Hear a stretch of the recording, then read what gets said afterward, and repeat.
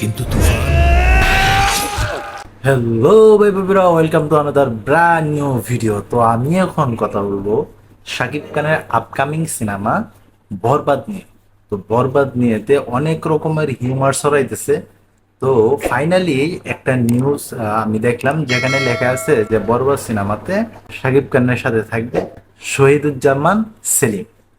তো উনি কিন্তু শাকিব খানের সাথে আগেও বেশ কয়েকটা সিনেমা করছে। প্রত্যেকটা মাঝে কিন্তু আমরা দারুণ অভিনয় দেখছি ওনার। আর সত্যি কথা বলতে কি, আমি হুমায়ুন ফরিদি স্যারের পরে ওনারই খুব ভালো মানের একজন অ্যাক্টর হিসেবে দেখে আসতেছি।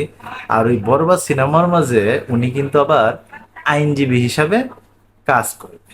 তো আইনজীবী হিসাবে কিন্তু শাকিব খানের সঙ্গে আরেকটা সিনেমা করছিল, যেটা ওটিটি প্ল্যাটফর্মে রিলিজ হয়েছিল, আই থিয়েটারে। তো ওইখানে যে সিনেমাটা আই থিয়েটারে মুক্তি পাইছিল ওইটার নাম ছিল নবাব এলএলবি। নবাব এলএলবি, ওই নবাব এলএলবি তে কিন্তু আমরা দেখছিলাম শহীদুজ্জামান সেলিমকে। তো অভিনয় নিয়ে তো কোনো কথা বলার অপেক্ষা রাখে না। তাছাড়া যে তুফান সিনেমা, ওই তুফান সিনেমাতেও কিন্তু ছোট্ট একটা ক্যারেক্টারে শহীদুজ্জামান সেলিম ছিলেন। কিন্তু তুফান। তো উনি তো খুব ভালো অভিনয় করে। এখন দেখা যাক বরবাদ সিনেমাতে কেমন অভিনয় করে। আর এই বরবাদ সিনেমার বাজেট নাকি শোনা যাচ্ছে 20 কোটি টাকা।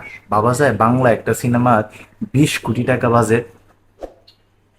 তো বোঝাই যাইতেছে যে ওইখানে ফাটাফাটি একটা কিছু হইব।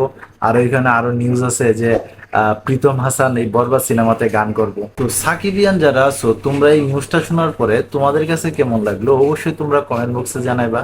তো এই ছিল এখনকার মতো ভিডিও। তো সবাই ভালো থাকবা, সুস্থ থাকবা, কাছের মানুষটার ভালো রাখবা। ধন্যবাদ সবাইকে। আল্লাহ হাফেজ।